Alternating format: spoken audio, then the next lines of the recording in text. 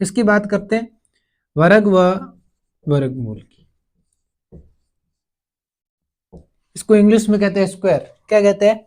Square. जैसे अपने को पता है कि 2 का स्क्वायर कितना होता है? 4 होता है।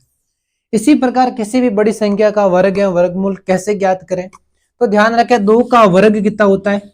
4। और 4 का क्या करें? रूट। इसको क्या कहते हैं? अनरूट कहते हैं, रूट कहते हैं। वो कितना होता है? 2 होता है। तो देखो यहाँ पे क्या, 2 का वर्ग कितना होता है? 4। और 4 का वर्गमूल कितना होता है? 2।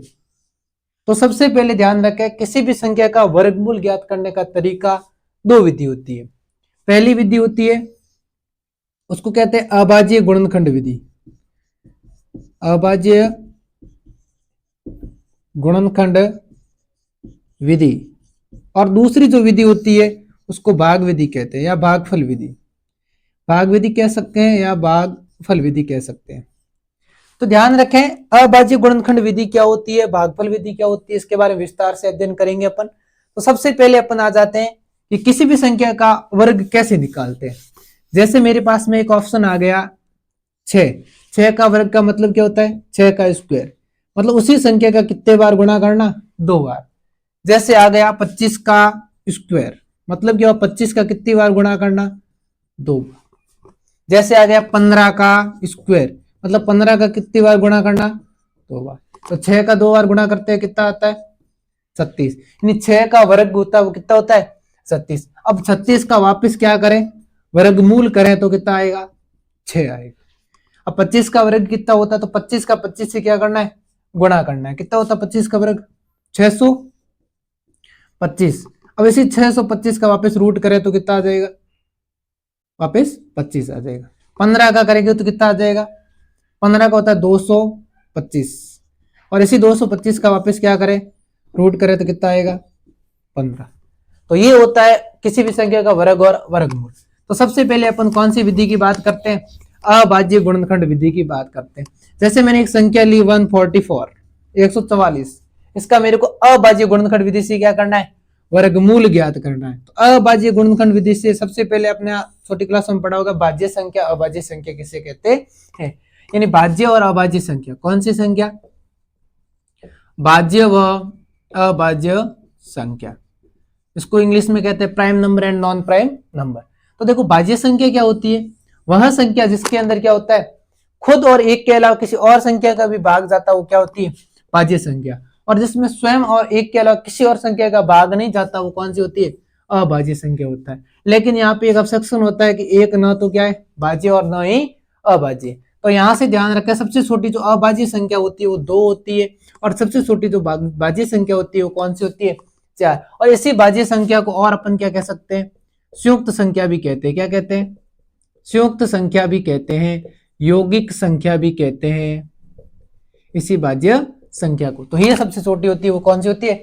4 होती है। तो अभाज्य संख्या के अंदर 2 के बाद में क्या आता है? 3, फिर 5, फिर 7, फिर 11, 13, 17, 19, इस प्रकार चलती जाती है। तो ध्यान रखें सबसे छोटी अभाज्य संख्या 2 का क्या भाग जा रहा है? यस। अब देखो 2 का भाग कितनी बार जा रहा है? तो सबसे आगे लिखा हुआ 14। 14 में 2 का भाग कितनी बार जा रहा है? 7 बार। 4 में कितनी बार जा रहा है? 2 बार। फिर 72 में 2 का भाग जाएगा? यस। जब तक सबसे छोटी अभाज्य संख्या का भाग जा रहा है देते जाना है।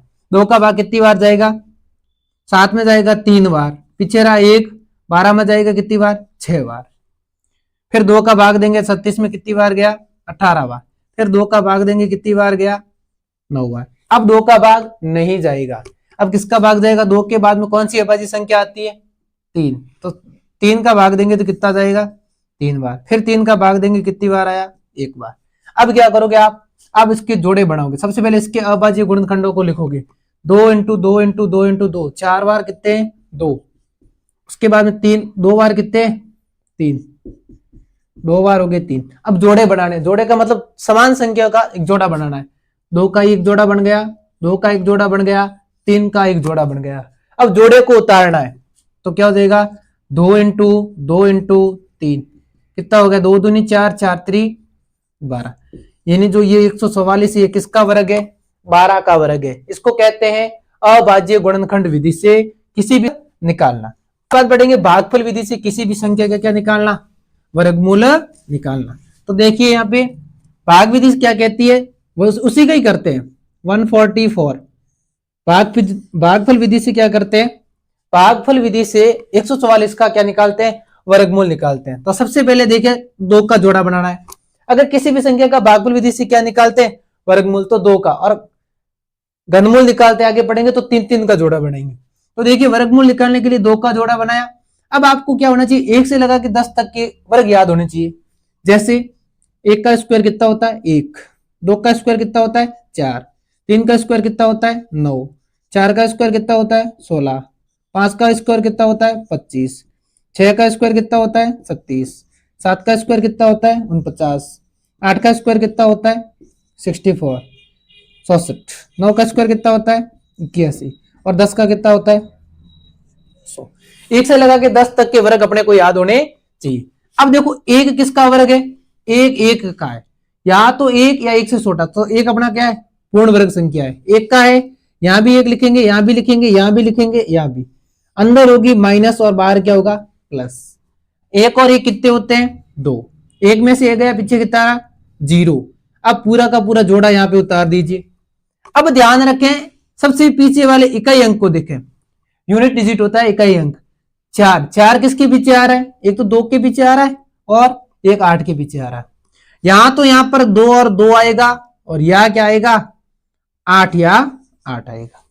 अब बताओ मेरे को, अपने को क्या लाना है 44 लाना है, तो यहाँ पे क्या आएगा 2 और 2, 22 का 2 से गुणा करोगे तो कितना आ जाएगा 44। अब अंदर क्या होगी बाकी, 44 में से 44 गए 0, अपन यहाँ 1 1 लिखा तो यहाँ पे क्या लिखा 1, यहाँ 2 2 लिखा तो यहाँ पे क्या लिखेंगे 2, यानी 12 का वर्ग होता है वो कितना होता है 144, और 144 का वर्गमूल कितना होता है 12। इसी प्रकार का अपन आगे से वीडियो लाते रहेंगे। आपको अगर क्लास अच्छी लगी तो हमारे चैनल को सब्सक्राइब कर ले और हमारे इस क्लास का क्या कर रहे हैं भागीदारी बने, और अपने मित्रों के साथ में शेयर करें।